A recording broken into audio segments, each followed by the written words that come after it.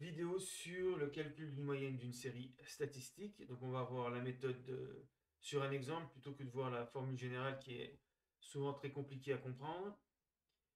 Donc voilà les notes obtenues par une classe de 10 élèves. Donc 8 effectif 3, ça veut dire que 3 élèves ont obtenu 8. Donc le but c'est de calculer la moyenne du contrôle. Et puis le professeur décide d'augmenter les notes de 10% et d'ajouter 1 à chaque note. Quelle sera la moyenne du contrôle? Alors, déjà, pour calculer la moyenne, on peut regarder quelles notes ont été obtenues. Il y a eu un 7, il y a eu 3 8, il y a eu 2 9, il y a eu un 10, un 11, un 13 et un 15. En tout, ça fait 10 notes. Donc on divise la somme des notes obtenues par 10 et on trouve 9,8. Donc la moyenne de la classe, c'est 9,8. Alors généralement, on va plus vite puisque 8 plus 8 plus 8, c'est 8 fois 3. Et donc, pour chaque colonne, on fait le produit de la note par l'effectif. Et on fait la somme de tout ça.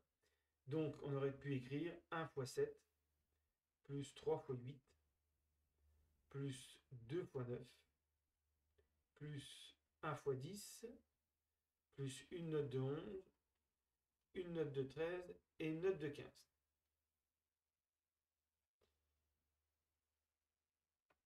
Ensuite, on divise par 10, mais 10 c'était en fait la somme des effectifs. Ici, c'est ce qu'on appelle l'effectif total.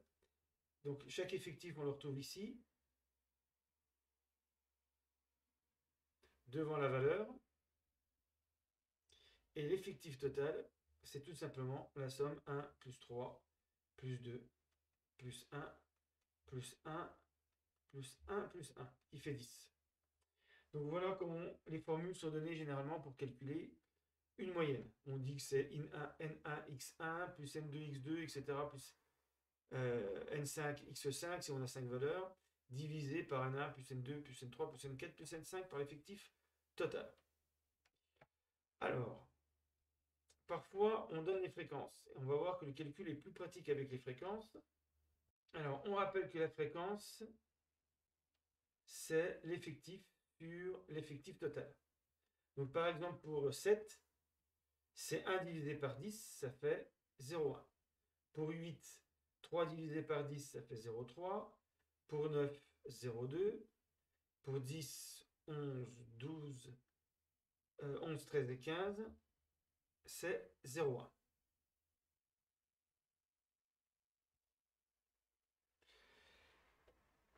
Et donc, on a le droit de faire comme pour l'effectif. Pour l'effectif, on faisait effectif fois note, on ajoutait, on divisait par l'effectif total. Là, ça donne la moyenne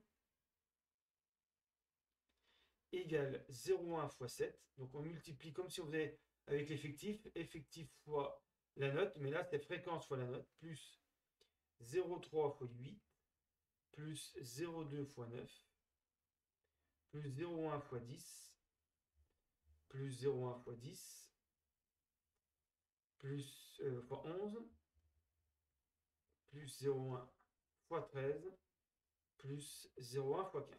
Et bien sûr, on ne divise pas parce que la somme des fréquences vaut 1. Ici, c'est 100%, donc ça vaut 1. Donc on pourrait diviser par 1, mais ça ne sert à rien. On va trouver directement la moyenne qui est de 9,8. C'est pour ça, parfois, on aime bien faire la moyenne avec les fréquences. Alors, dernière question. Le professeur augmente les notes de 10% et ajoute 1 également à chaque note. Quelle sera la moyenne du contrôle? Alors, par exemple, on pourrait faire note par note. 7 fois... Alors, ça veut dire quoi augmenter de 10%? On a vu que ça correspondait à un coefficient multiplicateur de 1,1. Et ça fait 7,7. Ensuite, on ajoute 1. Et donc la note de 7 va passer à 8,7. Même chose pour... je ne vais pas tous les faire. 15 fois 1,1. Donc ça augmente 15 de 10%, ce qui donne 16,5. 16,5 plus 1 celui qui avait 15 se retrouve avec une note de 16,5. Alors on pourrait faire ça pour toutes les valeurs, remettre les mêmes effectifs et refaire la moyenne.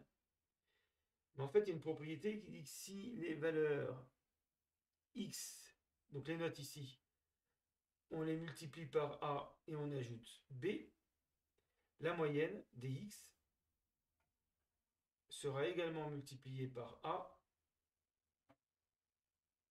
et augmentée de b. Donc ici, c'est pas la peine de tout faire. On sait qu'on avait une moyenne de 9,8 avant les augmentations. On fait subir à 9,8 les mêmes opérations qu'on a fait subir à 7 et 15. On fait fois 1,1. Et après, on ajoutera 1. Et on va avoir directement la nouvelle moyenne. Donc 9,8 multiplié par 1,1 plus 1, ça fait 11,78. Donc une fois les transformations effectuées, la moyenne de la classe va passer de 9,8 à 11,78.